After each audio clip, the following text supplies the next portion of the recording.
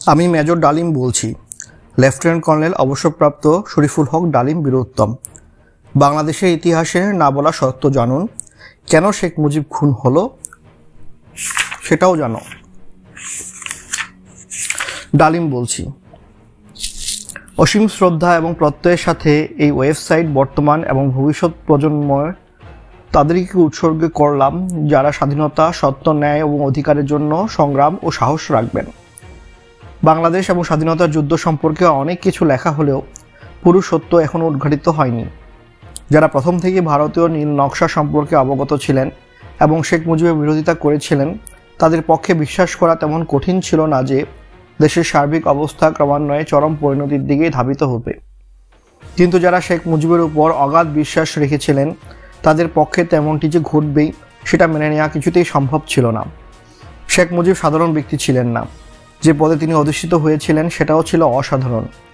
সমভাবে আমাদের মুক্তিযুদ্ধের বিষয়টিও ছিল অত্যন্ত জটিল। সেদিক থেকে বিচার করলে এই ওয়েবসাইটের মাধ্যমে বেরিয়ে আসা প্রত্যেকটি ইস্যুই বিশদ বিশ্লেষণের দাবিদার। আন্দোলনের সময় শেখ মুজিব ছিলেন অতি জনপ্রিয় এবং কাঙ্ক্ষিত একজন নেতা, কিন্তু স্বাধীনতা উত্তরকালে তিনিই হয়ে ওঠেন জনধিকৃত নিকৃষ্টতম এক স্বৈরাচারী শাসক। তার এই দুই বিপরীত চরিত্রের মাঝে রয়েছে হারিয়ে যাওয়া যোগসূত্র। শেখ মুজিবের এই চারিত্রিক দ্বৈততাকে এক সূত্রে বেঁধেছিল কোনো একটি বিশেষ তাড়নায়। রাজনীতি, আদর্শ, ভীতি, হীনমন্যতা, আত্মম্ভরিতা, উচ্চাভিলাষ। পাঠক বিষয়টিকে কিভাবে দেখবেন তার উপরে নির্ভর করবে এর জবাব। এই বইয়ের বিষয়বস্তুগুলো ওই সমস্ত লোকদের জীবন থেকে নেওয়া যারা শুধুমাত্র নিষ্ক্রিয় নীরব দর্শক ছিলেন না, তারা সবাই ছিলেন স্বাধীনতা সংগ্রামের প্রত্যক্ষভাবে অংশগ্রহণকারী বীর মুক্তিযোদ্ধা। তখনকার ঘটনা প্রবাহ এবং পরবর্তীকালে স্বাধীন বাংলাদেশের রাজনীতির সাথেও তারা ছিলেন স্বাভাবিক কারণে প্রত্যক্ষ বা পরোক্ষভাবে জড়িত। তাই যুক্তিযুক্ত কারণেই মুক্তিযুদ্ধ এবং দেশ সম্পর্কে কর্তৃত্বের কথা বলার অধিকার তাদের রয়েছে। জনগণের একাংশের মাঝে ওই সমস্ত বিশেষ গুরুত্বপূর্ণ বিষয়ে যে অস্বচ্ছতা রয়েছে তা দূর করার জন্য অনেক শ্রদ্ধেয়, পদস্থ, প্রতিষ্ঠিত এবং গুরুত্বপূর্ণ ব্যক্তির বক্তব্য এবং মতামত এই বইয়ে দেওয়া হয়েছে। পাঠকের উপর কোনো কিছু চাপিয়ে দেওয়ার অভিপ্রায়ে এই বই প্রকাশ করা হয়নি। এর মূল লক্ষ্য হলো পাঠকদের জন্য কিছু চিন্তার খোরাক জোগানো, তথ্যবহুল ঘটনাসমূহের আলোকে তারা যেন সত্যকে খুঁজে নিতে পারেন। যা দেখেছি, যা বুঝেছি, যা করেছি। পাকিস্তানের রাজনীতির পরিণাম, স্বাধীনতার সংগ্রাম এবং আমাদের সিদ্ধান্ত। জাতীয়তাবাদী সংগ্রামের চূড়ান্ত পর্যায়ে শুরু হয়েছিল 1971-এর মুক্তিযুদ্ধ। এ অঘটন এড়ানো সম্ভব ছিল। পাকিস্তানের মতো একটি বহুজাতিক দেশের জন্য শুরু থেকেই প্রয়োজন ছিল বিভিন্ন জাতিসত্তার এলিট শ্রেণীর মধ্যে ঐক্যমত্যের ভিত্তিতে একটি কার্যকরী শাসন ব্যবস্থা গড়ে তোলা। ঐক্যমত্যের ভিত্তিতে রাষ্ট্র পরিচালনার কৌশল এবং পরিকল্পনা নির্ধারণের জন্য যে সহযোগিতা অতি আবশ্যক ছিল তা নিশ্চিত করার জন্য নিম্নে বর্ণিত বিষয়গুলোর উপর বিশেষ গুরুত্ব আরোপ করা উচিত ছিল জাতীয় পরিসরে। সব এলিট শ্রেণীর সমন্বয়ে একটি প্রতিনিধিত্বকারী সরকার কায়েম করা, বিভিন্ন জাতিসত্তার মধ্যে ঐক্যমত্য এবং একটি কার্যকরী ব্যবস্থা গড়ে তোলা, সর্বক্ষেত্রে একতা ভিত্তিক সহজলভ্য জাতীয় প্রতিষ্ঠান গড়ে তোলা, জাতির লক্ষ্য এবং আশা আকাঙ্ক্ষা বাস্তবায়নের জন্য বিভিন্ন জাতিসত্তার এলিট শ্রেণী জনগণকে অনুপ্রাণিত করার দায়িত্ব গ্রহণ করা, যেসব বিচ্ছিন্নতাবাদী প্রচেষ্টাকে অঙ্কুরে বিনষ্ট করে দেওয়া বল প্রয়োগের মাধ্যমে নয় এবং তা ইতিবাচক পদক্ষেপ গ্রহণের মাধ্যমে, অর্থনৈতিক সুবিধাদি যাতে জনগণ পর্যন্ত পৌঁছায় তা নিশ্চিত করা, আধুনিকীকরণ এবং উন্নয়নের সুফল সমভাবে যাতে সব জাতিগোষ্ঠী উপভোগ করতে পারে তার ব্যবস্থা নিশ্চিত করা, জাতীয় এলিট শ্রেণীগুলোর কর্তৃত্ব বিভিন্ন জাতিগোষ্ঠীর জনগণের মাঝে জাতীয় সম্পদ ও সুবিধাদির সুষম বন্টন নিশ্চিত করা। এ ধরনের কৌশল এবং পরিকল্পনা সব সমস্যা সমাধানের অবশ্যই ছিল না, কিন্তু এর ফলে আশা করা যেত জাতীয় রাজনৈতিক অবকাঠামোতে বর্জনের পরিবর্তে ঐক্যের মাধ্যমে বহুজাতিক দেশের অখণ্ডতা বজিয়ে রাখা। ধারণা করা চলে ন্যায্য অধিকার পাবার জন্য বিভিন্ন জাতিসত্তার জনগোষ্ঠী কিছুকাল হয়তোবা প্রলম্বিত শিল্পায়নের পরিকল্পনা এবং স্থিমিত আধুনিকীকরণের প্রক্রিয়াকেও মেনে নিত। যে কোনো ব্যক্তির পক্ষে একটি ন্যায়ভিত্তিক সমাজে দরিদ্র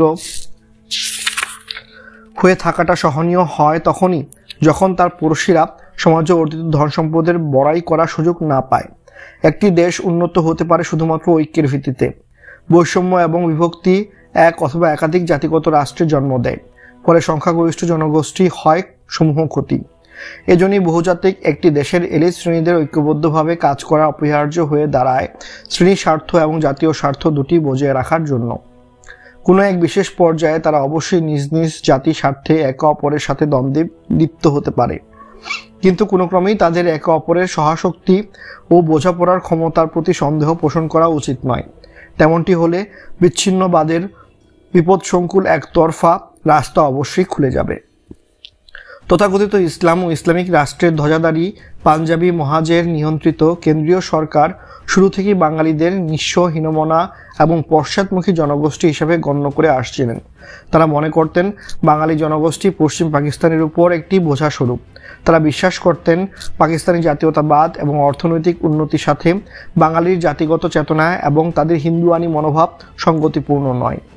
যাই হোক না কেন, এ কথা অস্বীকার করার কোনো উপায় নেই যে আইয়ুব খানের প্রণীত অর্থনীতির ফলে পূর্ব পাকিস্তানের শিল্প উদ্যোগীর সংখ্যা তুলনামূলকভাবে বৃদ্ধি পায়, কিন্তু ওই সম উদীয়মান শিল্প উদ্যোগীরা সরকারি মদদ এবং পৃষ্ঠপোষকতায় বেড়ে ওঠা পশ্চিম পাকিস্তানি শিল্পপতিদের সাথে প্রতিযোগিতায় টিকতে না পেরে বাঙালি জাতীয়তাবাদী রাজনীতিবিদ যারা আঞ্চলিক স্বায়ত্তশাসনের জন্য সংগ্রাম করে আসছিলেন তাদের সাথে হাত মেলান। সমস্ত বাঙালি শিল্পপতিরা ইম্পোর্ট লাইসেন্স এবং বৈদেশিক মুদ্রার কোটা বাড়াবার জন্য ওই আন্দোলনকে কেন্দ্রের উপর চাপ প্রয়োগকারী হাতিয়ার হিসেবে ব্যবহার করতে থাকেন। শেষ পর্যায়ে আঞ্চলিক স্বায়ত্তশাসনের দাবি বাঙালি জাতির বিভিন্ন শ্রেণীকে একক একটি রাজনৈতিক প্ল্যাটফর্মে ঐক্যবদ্ধ করতে সক্ষম হয়। পশ্চিম পাকিস্তানি এলিট শাসক শ্রেণী অসঙ্গতভাবে তাদের বাঙালি দোসরদের হীনমন্য, পশ্চাৎমুখী এবং হিন্দু মনোভাবাপন্ন বলে চিহ্নিত করেন। এ ধরনের মনোভাব বিচ্ছিন্নতাবাদী চেতনার উন্মেষ ঘটাতে বিশেষভাবে সাহায্য করে। তদুপরি শেখ মুজিবুর বিচার দেশের নাজুক ঐক্যের উপর চরম আঘাত হানে। এখানে আবারও উল্লেখ করতে হয়, মুজিবের 6 দফার কোনো নতুন কিছু ছিল না। অতীতে বহুবার এ ধরনের দাবিসমূহ বাঙালি সাংসদান কেন্দ্রীয় সংসদে উপস্থাপন করেছিলেন। আগরতলা ষড়যন্ত্রের ঘোষণার সময়টি ছিল অতীব গুরুত্বপূর্ণ।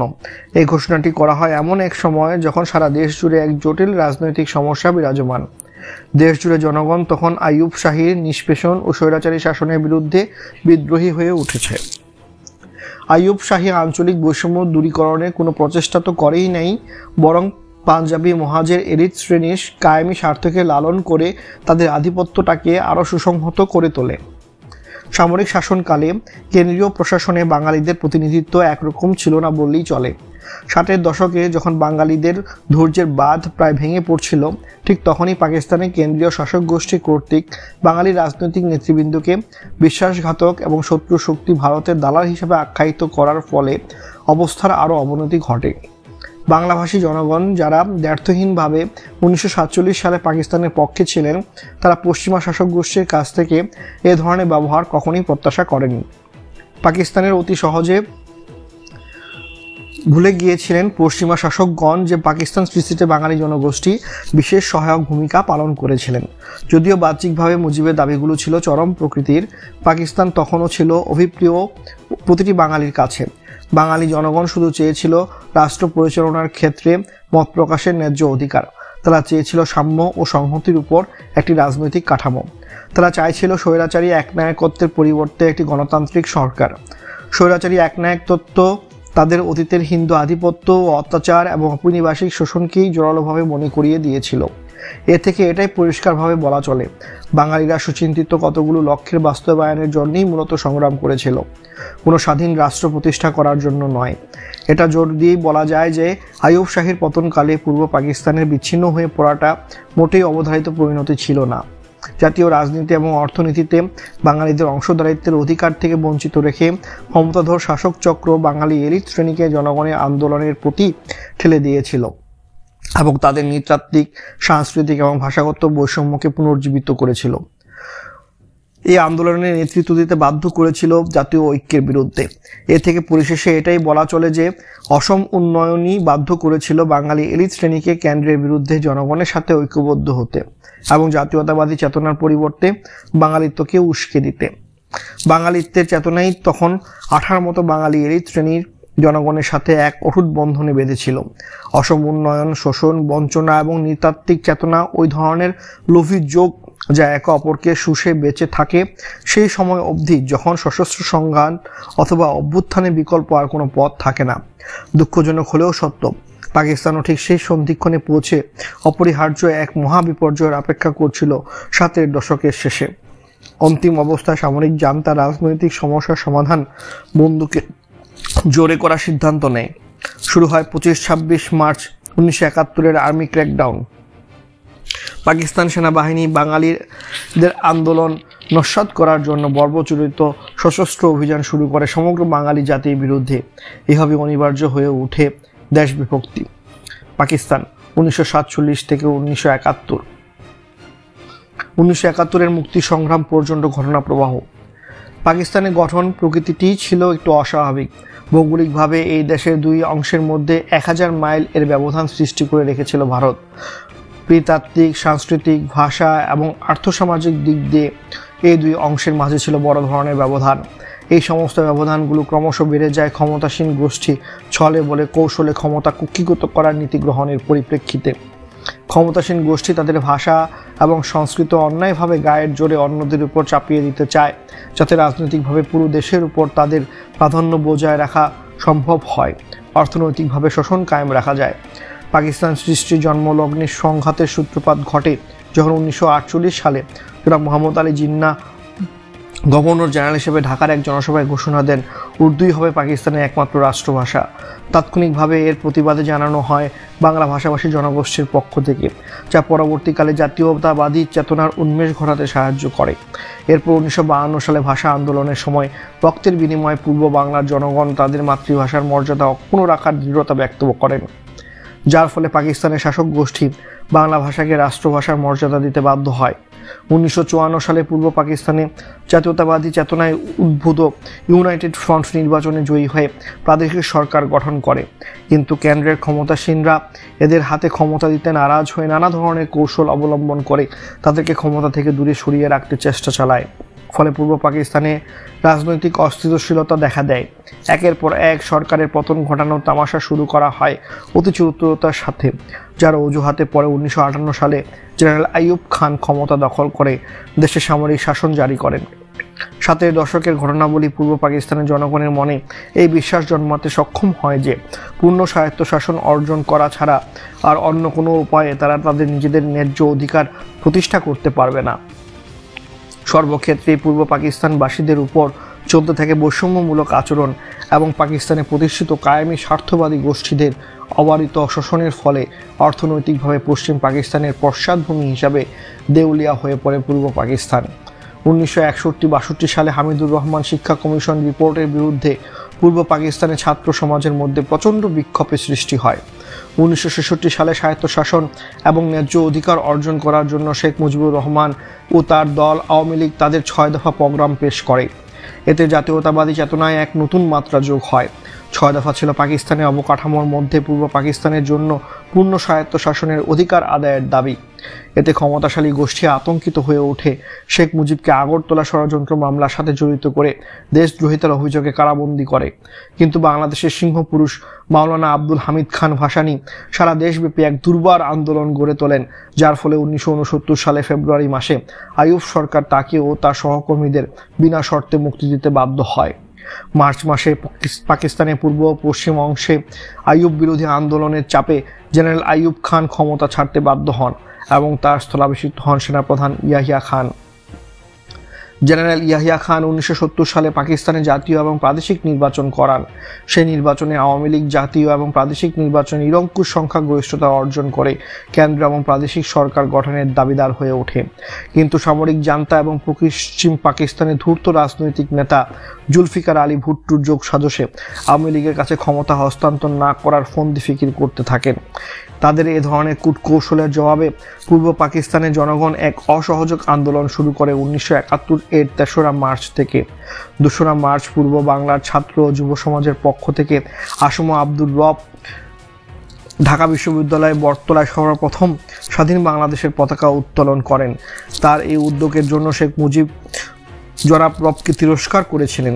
এর চাক্ষুষ সাক্ষী আজও অনেকেই বেঁচে আছেন। ওরা মার্চ পল্টন ময়দানে বিশাল জনসভায় ছাত্রলীগের সাধারণ সম্পাদক জনাব শাহজাহান সিরাজ স্বাধীনতার ইশতেহার পাঠ করেন শেখ মুজিবের উপস্থিতিতে। অপ্রত্যাশিত এই ঘটনার ফলে শেখ মুজিব ক্ষুব্ধ হন এবং সভা শেষে শোভাযাত্রার নেতৃত্ব দিতে অসম্মতি জ্ঞাপন করেন। পূর্ব সিদ্ধান্ত অনুযায়ী ঘোষিত হয়েছিল সভা শেষে গণমিছিলের নেতৃত্ব দেবেন শেখ মুজিব। 7ই মার্চ রেসকোর্সের বিশাল জনসমুদ্রে তার বহুল প্রচারিত বক্তব্য রাখেন। বক্তৃতা প্রসঙ্গে তিনি বলেন, এবারের সংগ্রাম আমাদের স্বাধীনতার সংগ্রাম, এবারের সংগ্রাম আমাদের মুক্তির সংগ্রাম।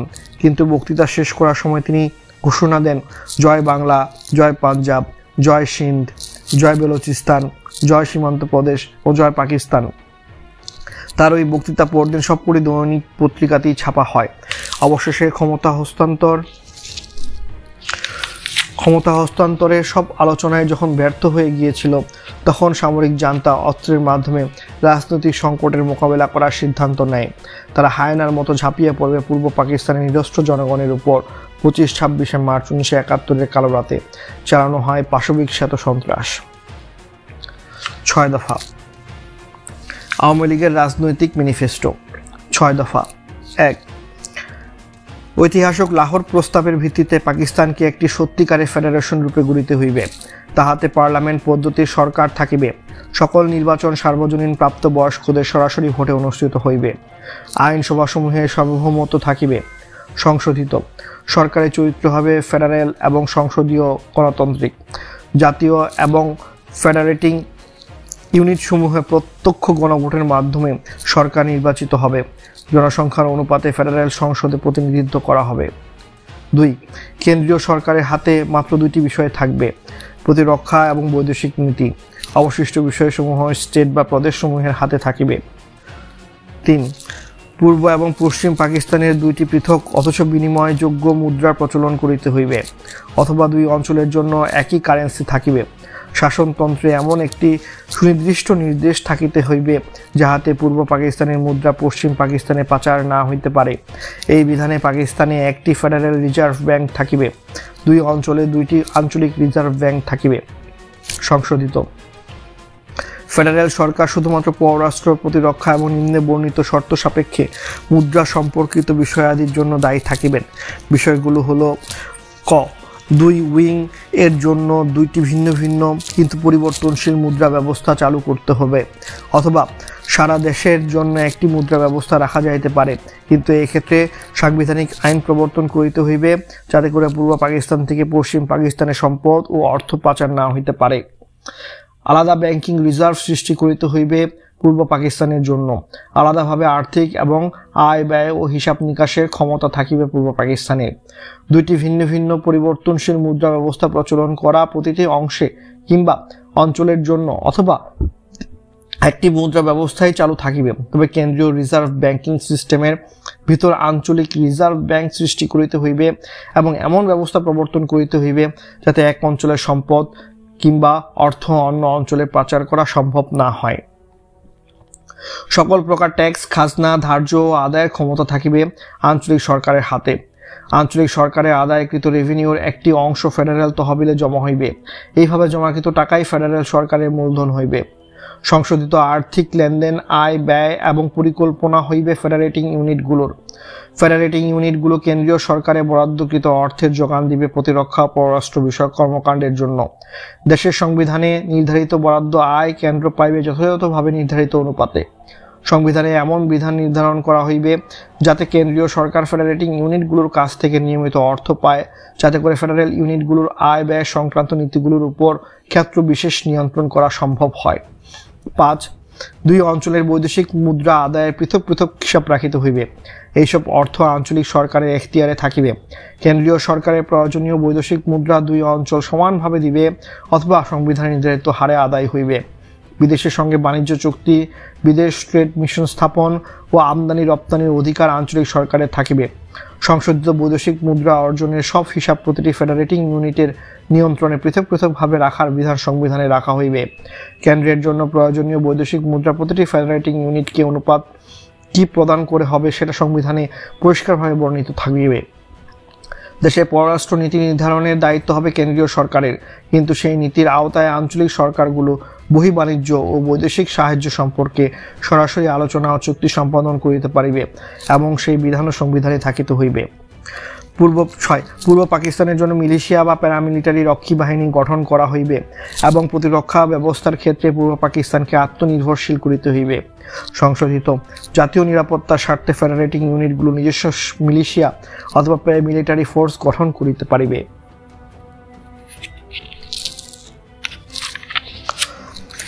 পূর্ব পাকিস্তানের আপামর জনসাধারণের আশা আকাঙ্ক্ষার প্রতিফলন ঘটেছিল 6 দফায়।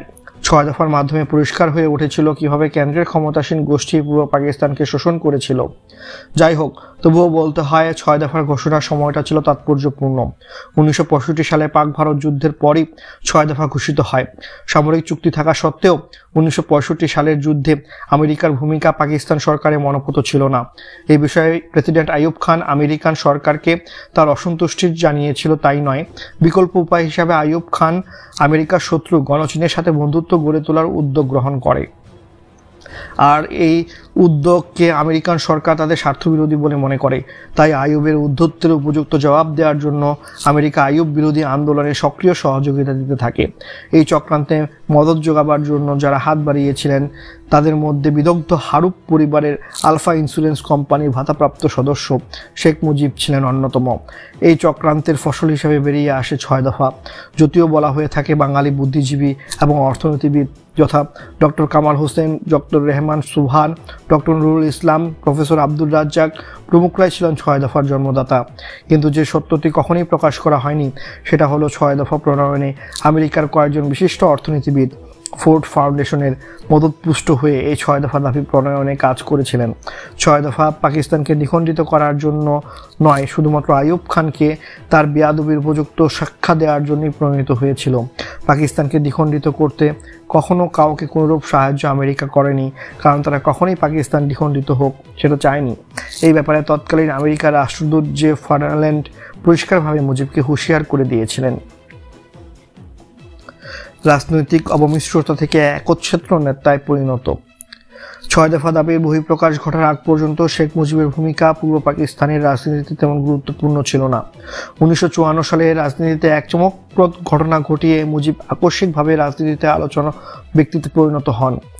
হক ভাসানী যুক্ত ফ্রন্টের সংসদ অধিবেশন চলাকালে হঠাৎ করে শেখ মুজিব তার গুন্ডা পান্ডা নিয়ে অতর্কিত অধিবেশনে কক্ষ প্রবেশ করে হইচই শুরু করে লাঠিবাজি এবং চেয়ার টেবিল ছোড়াছুড়ি করে অধিবেশন পণ্ড করে দেয়। ওই তাণ্ডব লীলায় সংসদের স্পিকার মারা যান, গুরুতরভাবে আহত হন। এই অপকর্মের নেপথ্যে হোসেন শহীদ সোহরাওয়ার্দীর হাত ছিল। এই ঘটনা পরবর্তীকালে আইয়ুব খানকে পূর্ব পাকিস্তানের প্রাদেশিক সরকার বিলুপ্ত করে সামরিক শাসন জারি করতে সুযোগ করে দেয়। 6 দফায় কেন্দ্রীয় সরকার দেশদ্রোহিতার গন্ধ পায়। তাদের ধারণা হয় 6 দফা দেশকে দ্বিখণ্ডিত করার একটি কূটকৌশল। যদিও 6 দফা ছিল পূর্ব বাংলার জনগণের মুক্তি সনদপত্র। 6 দফায় পরবর্তীকালে বর্ণিত হয়েছিল পূর্ব পাকিস্তানের কেন্দ্রীয় শাসকদের দ্বারা কী ধরনের শোষণ চালানো হচ্ছিল দেশ স্বাধীন হওয়ার পর থেকেই। যা হোক, শেখ মুজিব সহ আওয়ামী লীগের বেশ কিছু শীর্ষস্থানীয় নেতাদের জড়িত করা হয় বিখ্যাত আগরতলা ষড়যন্ত্র মামলায়। যদিও আগরতলা ষড়যন্ত্র মামলায় শেখ মুজিব কিংবা তার দলীয় নেতারা কেউই জড়িত ছিলেন না। নেতাদের গ্রেফতারের ফলে 6 দফা আন্দোলনে ভাটা পড়ে। সেই ক্রান্তি লগ্নে আবারও অগ্রণী ভূমিকায় এগিয়ে আসে জাগ্রত ছাত্র সমাজ। বাংলা সিংহ পুরুষ মাওলানা ভাসানীর পৃষ্ঠপোষকতায় তারা গঠন করেছিল ইউনাইটেড অ্যাকশন কমিটি এবং এর নেতৃত্বে 11 দফার আন্দোলনকে জনপ্রিয় করে তুলে দেশব্যাপী এক দুর্বার গণ আন্দোলনের জোয়ার সৃষ্টি করেছিল। 11 দফা জনপ্রিয় হয়ে উঠেছিল কারণ এর মূল বিষয় ছিল পূর্ব পাকিস্তানের জন্য স্বাধিকার ও স্বায়ত্তশাসনের দাবি। সারা পূর্ব পাকিস্তানে 11 দফাকে কেন্দ্র করে সরকার বিরোধী আন্দোলনের যে গণজোয়ার সৃষ্টি হয়েছিল তার প্রচণ্ডতায় ম্লান হয়ে গিয়েছিল আওয়ামী লীগের 6 দফা। মাওলানা ভাসানী এই আন্দোলনের নেতৃত্ব দিয়ে আন্দোলনকে গণ অভ্যুত্থানের রূপ দিতে সক্ষম হয়েছিলেন, যার জন্য সামরিক শাসকরা শেখ মুজিব এবং তার দলীয় নেতাদের বিনা শর্তে মুক্তি দিতে বাধ্য হয়। মুক্তি পেয়ে রেসকোর্সে এক বিশাল জনসভায় মুজিব তার ভাষণে বলেছিলেন, জেল থেকে মুক্তি পাবার পর আমি দেখলাম আওয়ামী লীগের 6 দফা ছাত্রদের 11 দফায় বিলীন হয়ে গেছে। জনগণের চাপে মুক্ত হয়ে মুজিব নিজেকে নতুন করে আবিষ্কার করলেন। তিনি নিজেকে পেলেন সমগ্র বাংলাদেশি জনগণের একচ্ছত্র নেতা হিসেবে। কিন্তু এমনটি হওয়ার পিছনে তার নিজস্ব কোনো অবদান ছিল না। আমাদের জাতীয় ইতিহাসে নেতারা সবাই কালে চলেছেন পিছনে, কিন্তু জনগণ কখনোই কোনো ক্রান্তি লগ্নে ভুল সিদ্ধান্ত গ্রহণ করেনি। এটা এক ঐতিহাসিক বাস্তবতা যার আবর্তে জাতি আজও ঘুরপাক খাচ্ছে। সেই সময় জাতি উন্মুখ হয়ে উঠেছিল স্বাধিকার ও স্বায়ত্তশাসন পাওয়ার জন্য তারা হয়ে উঠেছিল অস্থির, ধৈর্যহারা এবং বিস্ফোরণ মুখ। কিন্তু তাদের প্রত্যাশাকে বাস্তবায়িত করার মতো আস্থাভাজন কোনো জাতীয় নেতা ছিল না সামনে। বিস্ফোরণমুখ জাতিকে এগিয়ে নেওয়ার জন্য নিঃস্বার্থ চরিত্রের পরিলক্ষিত একজন বিচক্ষণ নেতার প্রয়োজন হয়ে উঠেছিল বিকল্পহীন। মাওলানা ভাসানী ছিলেন তেমন মাসের একমাত্র নেতা, কিন্তু বয়সের ভারে তিনি তখন অনেকটাই দুর্বল। নেতা হিসেবে তাকে জনগণ অবশ্যই জেনে এসেছে আপোষহীন বৃহত্তর গরিব জনগোষ্ঠীর বন্ধু হিসাবে। তার রাজনৈতিক দূরদর্শিতা ও প্রজ্ঞতার অভাব ছিল না, কিন্তু তার ছিল না সাংগঠনিক শক্তি। এই কারণে এই বর্ষিয়ান নেতার পক্ষে কিছুতেই সম্ভব ছিল না গণ আন্দোলনে চড়াই উতরাই পেরিয়ে আন্দোলনকে ক্রমান্বয়ে বিপ্লবে রূপান্তরিত করে খাপে খাপে এগিয়ে নিয়ে চরম বিজয় অর্জন করা। তার পক্ষে শ্রদ্ধার ও জনপ্রিয়তার শীর্ষে অবস্থান করেও এটা কার্যকরী করা তখন তার পক্ষে কিছুতেই সম্ভব ছিল না। অন্যদিকে আগরতলা ষড়যন্ত্র মামলা দৈবক্রমে শেখ মুজিবকে রাতারাতি এক কিংবদন্তির নায়কে পরিণত করেছিল। ভাসানীর সক্ষমতার মাওলানা নিজে সবচেয়ে বেশি বুঝতেন।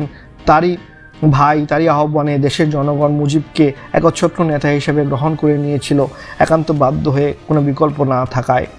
স্বাধীন বাংলাদেশে চিন্তা করেছিলেন মজলুম জননেতা মাওলানা আব্দুল হামিদ খান ভাসানীও, কিন্তু শেখ মুজিব কখনোই পূর্ব পাকিস্তানকে বিচ্ছিন্ন করার কথা চিন্তা করেননি। তিনি স্বায়ত্ত শাসনের দাবি জানিয়েছিলেন মাত্র। আগরতলা ষড়যন্ত্র মামলার ধারাবিবরণীর খবরের কাগজে প্রকাশিত করতে থাকে আইয়ুব মোনায়েম চক্র। তারা পূর্ব পাকিস্তানের বাঙালি মুসলমানদের ভারত বিরোধী মনোভাবকে তাদের স্বার্থে কাজে লাগাবার উদ্দেশ্যেই এই সিদ্ধান্ত গ্রহণ করেছিল। তারা ভেবেছিল, মানুষ যখন জানতে পারবে শেখ মুজিব ভারতের দালাল হয়ে পাকিস্তানের অখণ্ডতার বিরুদ্ধে ষড়যন্ত্রে লিপ্ত, তখন তার বিরুদ্ধে বিক্ষোভে ফেটে পড়বে। কিন্তু পরিণাম হলো সম্পূর্ণ উল্টো। তাই প্রকাশিত ধারা বিবরণীর মধ্যে পরিস্ফুটিত হয়ে উঠল আইয়ুব মোনায়েম চক্রের ভিন্ন চক্রান্ত। এই ষড়যন্ত্রমূলক মামলাকে তখন বাঙালিরা সমগ্র বাঙালি জাতির বিরুদ্ধে ষড়যন্ত্র বলেই ধরে নেয়। ফলে সারা বাংলার মানুষ আইয়ুব শাহীর বিরুদ্ধে রুদ্র আক্রোশে ফেটে পড়ল। এখানে আবারও উল্লেখ করতে হয় যে আইয়ুব বিরোধী আন্দোলনের পূর্ব পাকিস্তানেও মুখ্য এবং অগ্রণী ভূমিকা ছিল ছাত্র সমাজের। তারা ইতিমধ্যেই সংগ্রামকে একটি ঐক্যবদ্ধ জাতীয় সংগ্রামে রূপ দেওয়ার লক্ষ্যে 11 দফার ভিত্তিতে ছাত্র সংগ্রাম পরিষদ গঠন করেন। 11 দফার ভেতরেই বাংলাদেশের জনগণের আশা আকাঙ্ক্ষার প্রকৃত রূপ ফুটে ওঠে। 11 দফার ভিত্তিতেই বাংলা মাটিতে 1969 সালে গণ আন্দোলনের জোয়ার এক প্রচণ্ড রূপ লাভ করে। ছাত্র সংগ্রাম পরিষদের 11 দফা দাবি। স্বৈরাচারী সরকারের দীর্ঘদিনের অনুসৃত জনস্বার্থ বিরোধী নীতির ফলেই ছাত্র সমাজ ও দেশবাসীর জীবনে সংকট ক্রমশ বৃদ্ধি পাইতেছে। শাসন শোষণের নিপীড়নে অভীষ্ট ছাত্র জনতা আন্দোলনের পথে এগিয়ে আসিয়াছিলেন। আমরা ছাত্র সমাজ ও দেশবাসীর স্বার্থে নিম্নোক্ত 11 দফা দাবি ব্যাপক ছাত্র গণ আন্দোলনের আহ্বান জানাইতেছি। 1.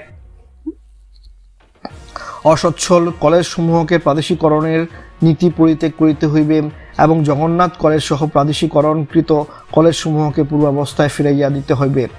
শিক্ষার ব্যাপক প্রসারের জন্য প্রদেশে সর্বত্র বিশেষ করিয়া গ্রামাঞ্চলে স্কুল কলেজ স্থাপন করিতে হইবে এবং বেসরকারি উদ্যোগে প্রতিষ্ঠিত স্কুল কলেজ সমূহকে সত্বর অনুমোদন দিতে হইবে। কারিগরি শিক্ষা প্রসারের জন্য পর্যাপ্ত সংখ্যক ইঞ্জিনিয়ারিং কলেজ, পলিটেকনিক্যাল কলেজ ও কমার্শিয়াল ইনস্টিটিউট স্থাপন করিতে হইবে। প্রদেশের কলেজসমূহে দ্বিতীয় শিফটে নৈশ আইএসসি, আইকম ও বিএ, বিএসসি, বিকম এবং প্রতিষ্ঠিত কলেজসমূহে নৈশ এমএ ও এমকম ক্লাস চালু করিতে হইবে। ছাত্র বেতন শতকরা 50% হ্রাস করিতে হইবে। স্কলারশিপ ও স্টাইপেন্ডের সংখ্যা বৃদ্ধি করিতে হইবে এবং ছাত্র আন্দোলনে অংশগ্রহণ করার অপরাধে স্কলারশিপ ও স্টাইপেন্ড কারিয়া লওয়া চলিবে না। হল, হোস্টেল, ডাইনিং হল ও ক্যান্টিন খরচের 50% সরকারি সাবসিডি হিসাবে প্রদান করিতে হইবে। হল ও হোস্টেলের সমস্যা সমাধান করিতে হইবে। মাতৃভাষার মাধ্যমে সর্বস্তরে শিক্ষার ব্যবস্থা করিতে হইবে। সকল শিক্ষা প্রতিষ্ঠানে পর্যাপ্ত সংখ্যক অভিজ্ঞ শিক্ষকের ব্যবস্থা করিতে হইবে। শিক্ষকের বেতন বৃদ্ধি করিতে হইবে এবং স্বাধীন মতামত প্রকাশের অধিকার দিতে হইবে। 8ম শ্রেণী পর্যন্ত শিক্ষাকে অবৈতনিক ও বাধ্যতামূলক করিতে হইবে। মেডিকেল বিশ্ববিদ্যালয় স্থাপন করিতে হইবে এবং অটোমেশন প্রথা বিলোপ, নমিনেশন ভর্তি প্রথা বন্ধ, মেডিকেল কাউন্সিল অর্ডিন্যান্স বাতিল, ডেন্টাল কলেজকে পূর্ণাঙ্গ কলেজে পরিণত করা প্রভৃতি মেডিকেল ছাত্রদের সকল দাবি মানিয়া লইতে হইবে। নার্স ছাত্রীদের সকল দাবি মানিয়া লইতে হইবে। প্রকৌশল শিক্ষার অটোমেশন প্রথা বিলোপ, 10% ও 75% রূপ বাতিল, সেন্ট্রাল লাইব্রেরি সুব্যবস্থা, প্রকৌশল ছাত্রদের শেষ বর্ষেও ক্লাস লইতে হইবে। পলিটেকনিক ছাত্রদের কনডেন্সড কোর্সের সুযোগ দিতে হইবে এবং বোর্ড ফাইনাল পরীক্ষা বাতিল করিয়া একমাত্র সেমিস্টার পরীক্ষার ভিত্তিতে ডিপ্লোমা দিতে হইবে। টেক্সটাইল, সিরামিক, লেদার, টেকনোলজি এবং আর্ট কলেজের ছাত্রদের সকল দাবি অবিলম্বে মানিয়া লইতে হইবে। IIR ছাত্রদের 10 দফা দাবি, সমাজ কল্যাণ ছাত্রদের দাবি, MBA ছাত্রদের ও আইন কলেজের সমস্ত দাবি মানিয়া লইতে হইবে। ঢাকা বিশ্ববিদ্যালয় সহ অন্যান্য বিশ্ববিদ্যালয়ে বাণিজ্য বিভাগকে আলাদা ফ্যাকাল্টি করিতে হইবে। কৃষি বিশ্ববিদ্যালয় ও কলেজ ছাত্রদের ন্যায্য দাবি মানিয়া লইতে হইবে। কৃষি ডিপ্লোমা ছাত্রদের কনডেন্সড কোর্সের দাবিসমূহ কৃষি ছাত্রদের সকল দাবি মানিয়া লইতে হইবে। ট্রেনে, স্টিমারে ও লঞ্চে ছাত্রদের আইডেন্টিটি কার্ড দেখাইয়া শতকরা 50% কনসেশনে টিকিট দেওয়ার ব্যবস্থা করিতে হইবে। মাসিক টিকিটেও এইরূপ সুবিধা দিতে হইবে। পশ্চিম পাকিস্তানের মতো বাসে 10 পয়সায় ভাড়ায় শহরের যে কোনো স্থানে যাতায়াতের ব্যবস্থা করিতে হইবে। দূরবর্তী অঞ্চলেও বাস যাতায়াতের 50% কনসেশন দিতে হইবে। ছাত্রীদের স্কুলে ও কলেজে যাতায়াতের জন্য পর্যাপ্ত বাসের ব্যবস্থা করিতে হইবে। সরকারি ও আধা সরকারি উদ্যোগে আয়োজিত খেলাধুলা ও সাংস্কৃতিক অনুষ্ঠানে ছাত্রদের 50% কনসেশন দিতে হইবে। চাকরির নিশ্চয়তা বিধান করিতে হইবে। কুখ্যাত বিশ্ববিদ্যালয়ের অর্ডিন্যান্স সম্পূর্ণ বাতিল করিতে হইবে এবং বিশ্ববিদ্যালয় সহ অন্যান্য সকল প্রতিষ্ঠানের স্বায়ত্তশাসন দিতে হইবে।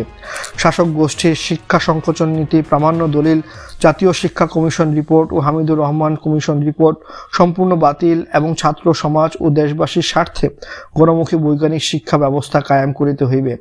প্রাপ্তবয়স্কদের ভোটে প্রত্যক্ষ নির্বাচনের মাধ্যমে পার্লামেন্টারি গণতন্ত্র প্রতিষ্ঠা করিতে হইবে।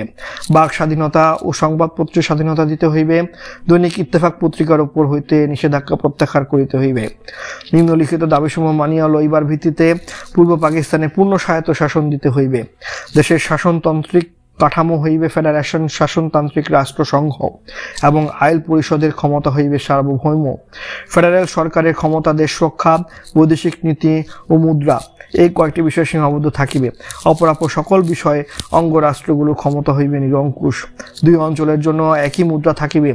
এই ব্যবস্থায় মুদ্রা কেন্দ্রের হাতে থাকিবে, কিন্তু এই অবস্থায় শাসনতন্ত্রে এমন সুনির্দিষ্ট বিধান থাকিতে হইবে যে যাহাতে পূর্ব পাকিস্তানি মুদ্রা পশ্চিম পাকিস্তানে পাচার হইতে না পারে। এই বিধানে পাকিস্তানে একটি ফেডারেল রিজার্ভ ব্যাংক থাকিবে এবং পূর্ব পাকিস্তানের জন্য পৃথক অর্থনীতির প্রবর্তন করিতে হইবে। সকল প্রকার ট্যাক্স, খাজনা, কর ধার্য ও আদায়ের সকল ক্ষমতা থাকিবে আঞ্চলিক সরকারের হাতে। ফেডারেল সরকারের কোনো কর ধার্য করিবার ক্ষমতা থাকিবে না। আঞ্চলিক সরকারের আদায়ী রেভিনিউর নির্ধারিত অংশ আদায়ের সঙ্গে সঙ্গে ফেডারেল তহবিলে জমা হইবে। এই মর্মে রিজার্ভ ব্যাংক সমূহের উপর বাধ্যতামূলক বিধান শাসনতন্ত্রে থাকিবে। ফেডারেশনের প্রতিটি রাষ্ট্র বহির্বাণিজ্যের পৃথক হিসাব রক্ষা করিবে এবং বহির্বাণিজ্যের মাধ্যমে অর্জিত মুদ্রা অঙ্গরাষ্ট্রগুলোর এখতিয়ারাধীন থাকিবে। পূর্ব পাকিস্তানকে মিলিশিয়া বা প্যারামিলিটারি রক্ষী বাহিনী গঠনের ক্ষমতা দিতে হইবে। পূর্ব পাকিস্তানে অস্ত্র কারখানা নির্মাণ ও নৌবাহিনী সদর দফতর স্থাপন করিতে হইবে। পশ্চিম পাকিস্তানে বেলুচিস্তান, উত্তর পশ্চিম সীমান্ত প্রদেশ এবং সিন্ধু সহ সকল প্রদেশে স্বায়ত্তশাসন প্রদান করত সাব ফেডারেশন গঠন করিতে হইবে। ব্যাংক, বিমা, পাট ব্যবসা ও বৃহৎ ভারী শিল্প জাতীয়করণ করিতে হইবে। কৃষকদের উপর হইতে খাজনা ও ট্যাক্সের হার হ্রাস করিতে হইবে এবং বকেয়া খাজনা ও ফল মওকুফ করিতে হইবে। পাটের সর্বনিম্ন মূল্য মণ প্রতি 40 টাকা নির্ধারণ ও আখের ন্যায্য মূল্য দিতে হইবে। শ্রমিকদের ন্যায্য মজুরি বোনাস দিতে হইবে এবং শিক্ষা, বাসস্থান ও চিকিৎসা ব্যবস্থা করিতে হইবে। শ্রমিক স্বার্থ বিরোধী কায়দা কানুন প্রত্যাহার করিতে হইবে এবং ধর্মঘটের অধিকার ও ট্রেড ইউনিয়ন করিবার ক্ষমতা প্রদান করিতে হইবে। পূর্ব পাকিস্তানের বন্যা নিয়ন্ত্রণ ও জলসম্পদের সার্বিক ব্যবস্থা করিতে হইবে। জরুরি আইন প্রত্যাহার, নিরাপত্তা ও অন্যান্য নির্যাতনমূলক আইন প্রত্যাহার করিতে হইবে। সিয়াটো, সেন্টো, পাক মার্কিন সামরিক চুক্তি বাতিল করিয়া জোট বহির্ভূত স্বাধীন নিরপেক্ষ পররাষ্ট্রনীতি কায়েম করিতে হইবে। দেশের বিভিন্ন কারাগারে আটক সকল ছাত্র, শ্রমিক, কৃষক, রাজনৈতিক কর্মী ও নেতৃবৃন্দের অবিলম্বে মুক্তি, গ্রেফতারি পরোয়ানা, হুলিয়া প্রত্যাহার এবং আগরতলা ষড়যন্ত্র মামলা সহ সকল রাজনৈতিক কারণে দায়েরকৃত মামলা প্রত্যাহার করিতে হইবে।